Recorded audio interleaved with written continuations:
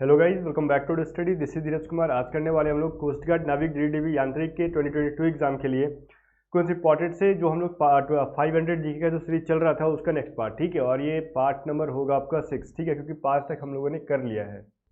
तो चलो without wasting time इस सीरीज को हम लोग कंटिन्यू कर लेते हैं। चलो, और प्लेलिस्ट का लिंक डिस्क्रिप्शन में है, तो प्लेलिस्ट में जाके आप पहले की वीडियो सारी देख सकते हो। तो हम लोगों ने कल की क्लास में किया था 402 नंबर क्वेश्चन तक, 402 तक हमने कर लिया था। आज करेंगे हम लोग 403 तक, ठीक है। यहाँ से कंटिन्यू करेंगे और 450 तक आज कंप्लीट कर लेंगे। देखो, अपना फर्स्ट क्वेश्चन कह रहा है, राष्ट्रपति को शपथ कौन दिलवाता है? जब राष्ट्रपति की नियुक्ति होती है तो शपथ कौन दिलवाता है भाई? सर्वोच्च न्यायालय का जो वरिष्ठ न्यायाधीश होते हैं वो दिलाते हैं, ठीक है। जापान की मुद्रा क्या होती है? वो चीज़ पहले ही पढ़ाया गया था और एग्जाम में बहुत बार पूछी जाती है। तो जापान की मुद्रा क्या भाई? येन है, ठीक है, जिसको हिंदी में येन लिखते हो और इंग्लिश में भी वाई एन लिखते हो। ओके, आगे देखो, इंडियन मिलिट्री एकेडमी, जिसको शॉर्ट में IMA कहते हैं, और IMA का फुल फॉर्म भी कभी कभार पूछ लेता है। तो इंडियन मिलिट्री एकेडमी ये है कहाँ पे? तो ये है देहरादून में, ठीक है। तो IMA कहाँ पे भाई? इंडियन मिलिट्री एकेडमी देहरादून में, ये चीज़ जानना।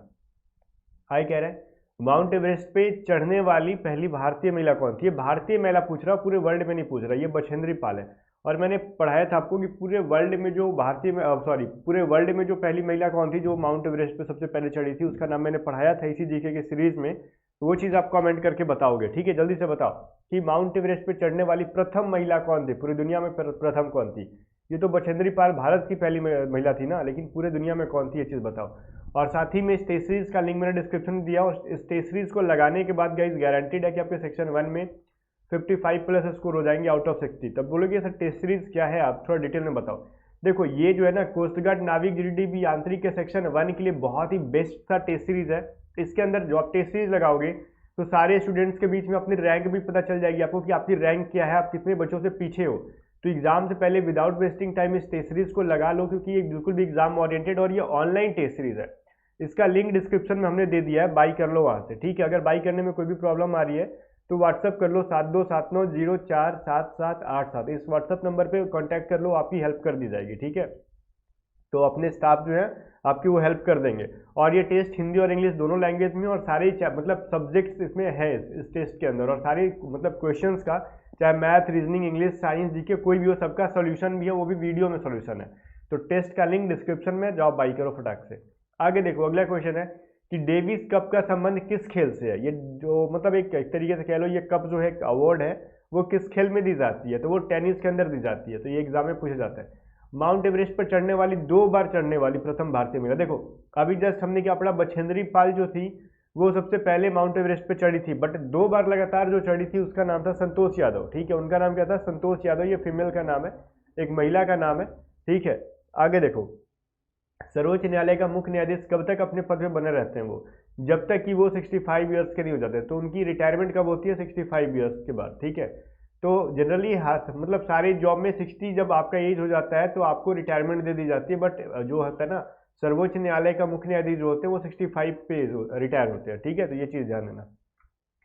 ये देखो, 410 नंबर क्वेश्चन कह रहे हैं, संसद का उच्च सदन कौन सा होता है? तो ये बड़ा इंपॉर्टेंट क्वेश्चन है, एग्जाम में पूछता है। तो हम लोग ज़्यादा कंफ्यूज होते हैं। देखो, अपर हाउस राज्यसभा को कहते हैं और लोकसभा को लोअर हाउस कहते हैं। तो ये चीज़ बड़ा कंफ्यूजन होता है बच्चों में, कहते हैं नहीं नहीं लोकसभा पहले बड़ा होता है तो उसको हम उच्च सदन कह देंगे, अपर हाउस। ये गलत हो जाएगा। अपर हाउस राज्यसभा को कहा जाता है और लोकसभा को लोअर हाउस कहा जाता है, मतलब निम्न सदन कहा जाता है। तो ये अपर हाउस या फिर उच्च सदन राज्यसभा को ही कहा जा सकता है, ठीक है। और ये राज्यसभा एक अस्थायी सदन है, ये भी पूछता है एग्जाम में। पंचतंत्र का लेखक कौन है? तो पंचतंत्र के लेखक कौन है भाई? विष्णु शर्मा है, ठीक है। ये पूछ सकता है, जैसे बुक्स एंड ऑथर में पूछा जाता है ना, तो ये चीज पूछ सकता है कि पंचतंत्र जो है उसके लेखक कौन है? विष्णु शर्मा। राष्ट्रीय रक्षा अकादमी कहाँ पे है? ठीक है, तो ये आपसे पूछ सकता है। तो खड़गवासला में है, ठीक है, और ये पूना में है। तो NDA कहाँ पे है भाई? तो खड़गवासला में, ठीक है ना। चलो, नेशनल डिफेंस अकेडमी।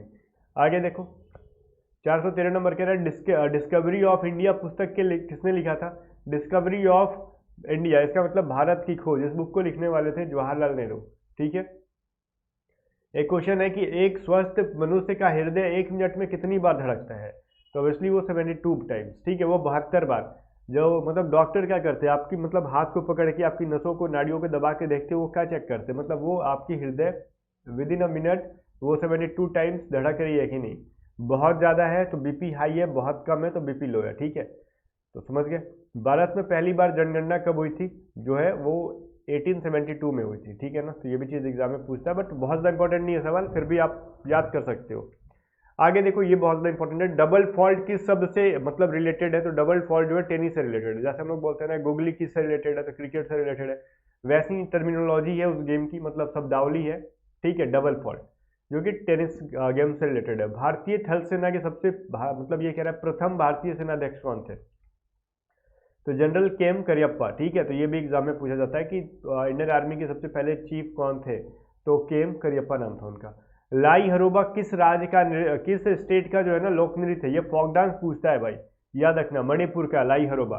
और एक चीज़ देखो यहाँ पे मैं भूल रहा हूँ, एक चीज़ आपको इंपॉर्टेंट चीज़ बताना था, नागालैंड की मतलब एक इंपॉर्टेंट लोक नृत्य थी जो कि एयरफोर्स एग्जाम में पूछी गई थी, हॉर्नबिल, ठीक है, याद आया कि हॉर्नबिल जो है वो किस स्टेट का है, तो वो नागालैंड का। और ज्यादातर ना ईस्टर्न स्टेट जो अपनी है ना यहाँ पे ईस्टर्न साइड में, ठीक है, उनका जो है लोक नृत्य, फोक डांस, ये सभी चीज़ों को पढ़ के जाना, जनरली क्वेश्चंस वहाँ से बनाए जाते हैं, क्योंकि जनरली वहाँ पे कोई याद करता नहीं है और वो पॉपुलर होते नहीं हमारे बीच में, इसलिए। लाई लाई अरोबा तो आपने सुना होगा, जैसे मान लो भागड़ा, गीधा, ठीक है, भारतनाट्यम, ये सब तो बहुत बार सुना जाता है, बट अभी जनरली हमारा एक समझ लो इंपॉर्टेंट मैं आपको बता दूं कि जब से गवर्नमेंट बीजेपी आई है तब से ईस्टर्न वाले को बहुत ज़्यादा फोकस किया जा रहा है, ताकि हम लोग ना उनको बहुत भेदभाव कर चुके हैं और वो भी अपने ही इंडिया के पार्ट हैं, ठीक है।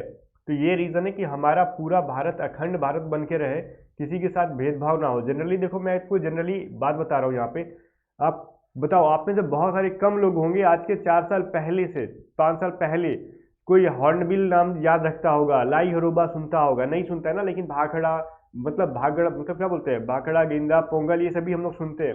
ये रीज़न है कि उनसे हम लोग उतना घुल मिल के अभी रहे नहीं थे, और ये टाइम है कि अपने पूरे भारतीयों को एक करके रखो, ठीक है, सबकी त्योहारों से मिलजुल के रहो, बाकी वगैरह वगैरह चीज़ें आप समझ गए।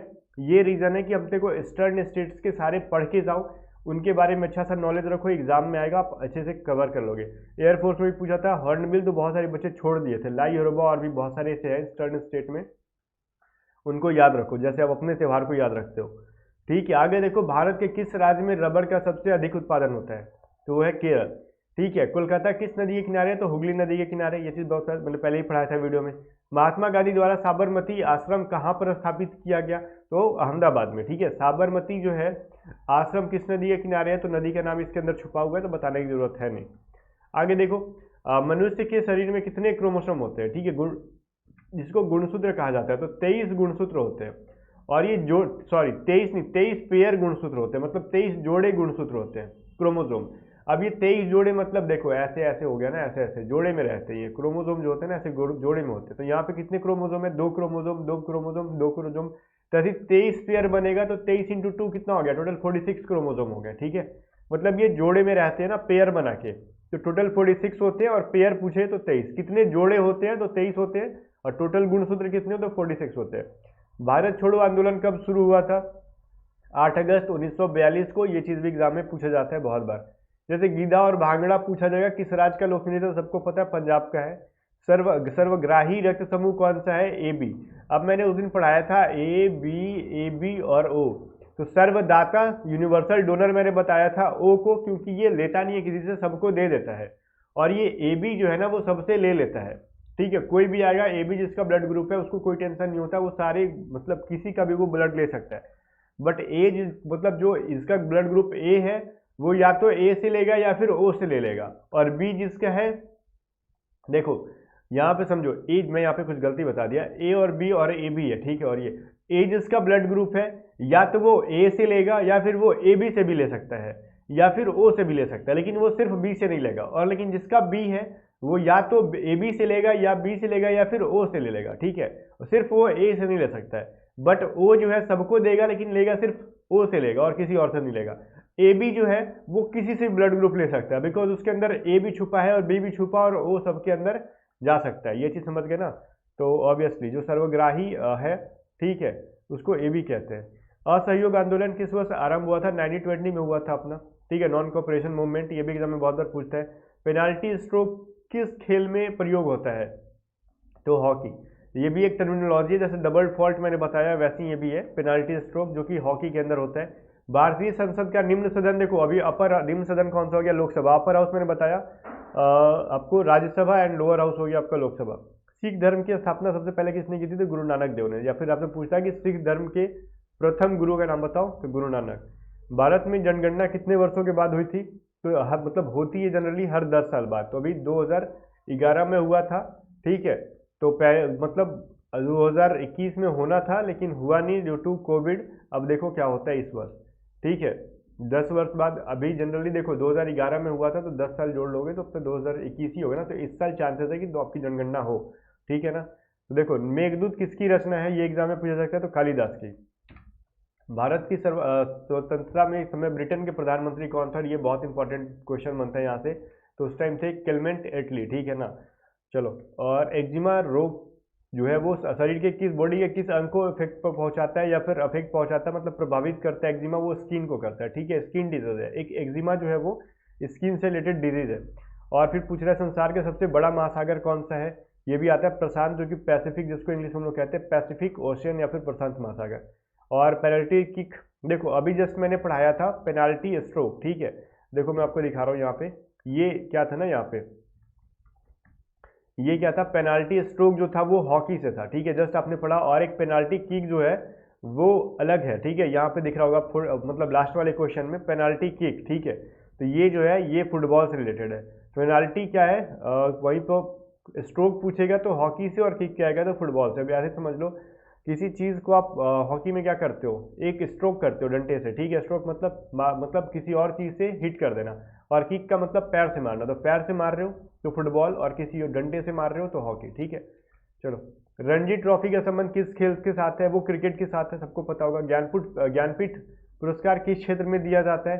तो लिटरेचर के सहित मतलब फील्ड में दिया जाता है, ठीक है। लिटरेचर के फील्ड में कौन सा अवार्ड दिया जाता है?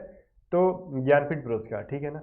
आगे देखो, भारत का सर्वोच्च खेल पुरस्कार कौन सा है? तो राजीव गांधी खेल रत्न अवार्ड, ठीक है ना। ये चीज़ जो है, और एक और है जैसे मतलब Dronacharya award, major Dhyan Chand award, ये सभी दिया जाता है खेल में ही। तो अपना अपना अलग है। सर्वोच्च खेल पुरस्कार पूछे तो राजीव गांधी खेल रत्न अवार्ड। भारत का मानक समय रेखा जो है वो कौन सी है? तो 82.5 डिग्री, वो पूर्वी देशांतर रेखा जो इलाहाबाद से गुजरती है, ठीक है। 82.4 degree east longitude line which passes through the Allahabad, ठीक है। ये चीज़ इंपॉर्टेंट है, पूछता है जनरली हमको यहाँ पे। और कुछ नहीं, बस ये याद रखना था 82.5 डिग्री, ठीक है। 82.5 डिग्री ये याद रखना था। या तो इसको 18/1/2 लिखो, या तो 82/1/2 लिखो, या फिर 82.5 लिखो, सेम चीज़ है।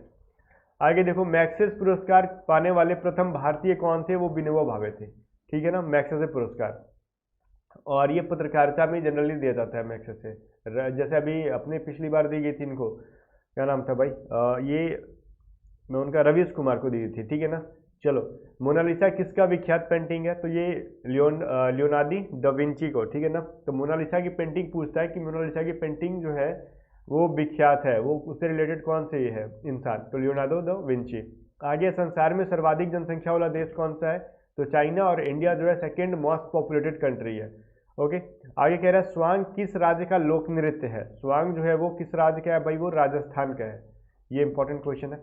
आगे देखो, तंबाकू पूरी तरीके से प्रतिबंध लगाने वाला विश्व का पहला देश कौन सा है? जिसने कि भूटान, जिसने कि तंबाकू पे कंप्लीटली क्या बैन कर दिया, ठीक है। तो गोदान किसकी रचना है? वो मुंशी प्रेमचंद की, और एग्जाम में पूछ लेता है गोदान के रचयिता कौन है? मुंशी प्रेमचंद, ये तो सबको पता होगा। स्वाइन फ्लू जो है वो ये एक वायरस से फैलता है जिसका नाम है H1N1, ठीक है। ये एक वायरस है H1N1 जिससे कि स्वाइन फ्लू फैलता है, ठीक है ना। चलो, राष्ट्रीय मतदाता दिवस कब मनाया जाता है? तो ये 25 जनवरी को मनाया जाता है, ठीक है ना। वोटर्स डे नेशनल, यो इंडिया का है, ये इंटरनेशनल नहीं है। आगे देख लो, भारत सरकार का संवैधानिक मुखिया कौन होता है? संविधान का मुखिया किसे माना जाता है? तो प्रेसिडेंट को, ठीक है ना। और भारत के प्रथम व्यक्ति या फिर बोलते हैं ना प्रथम व्यक्ति कौन है? तो वो भी राष्ट्रपति को कहा जाता है। प्रेसिडेंट का मतलब राष्ट्रपति। ओके, आगे देखो, किस संविधान संशोधन द्वारा मौलिक कर्तव्यों को संविधान में जोड़ा गया था? अपना जो फंडामेंटल क्या था, ड्यूटीज थी, ठीक है, वो 42 जो हुआ था ना, मतलब 42वां संशोधन हुआ था, जो अमेंडमेंट हुआ था कॉन्स्टिट्यूशन के अंदर, उसमें जोड़ा गया था अपना फंडामेंटल ड्यूटीज को। आगे कह रहा है, नमक कानून को तोड़ने के लिए महात्मा गांधी ने कौन सा आंदोलन स्टार्ट किया था? तो सविनय अवज्ञा आंदोलन, ठीक है। सिविल डिसोबीडियंट मूवमेंट को चलाया गया था गांधी जी के द्वारा, वो किसके लिए? नमक का कानून को तोड़ने के लिए। विजय स्तंभ कहाँ पर है? तो ये चित्तौड़गढ़ में है, ठीक है। तो विजय स्तंभ पूछ लेता है कभी कभार कि कहाँ पे, तो चित्तौड़गढ़ में। तो अपने 50 क्वेश्चन आज कंप्लीट हो गया। ज़्यादा देर फिर से इस टेस्ट का लिंक डिस्क्रिप्शन में, टेस्ट लगाओ और सेक्शन 1 के अंदर 55 प्लस स्कोर कर लो आउट ऑफ 60, ठीक है। बाकी मिलते हैं नेक्स्ट वीडियो में, तब तक के लिए बाय बाय। और वीडियो को लाइक करके जाना, चैनल सब्सक्राइब नहीं किया तो सब्सक्राइब भी कर लेना।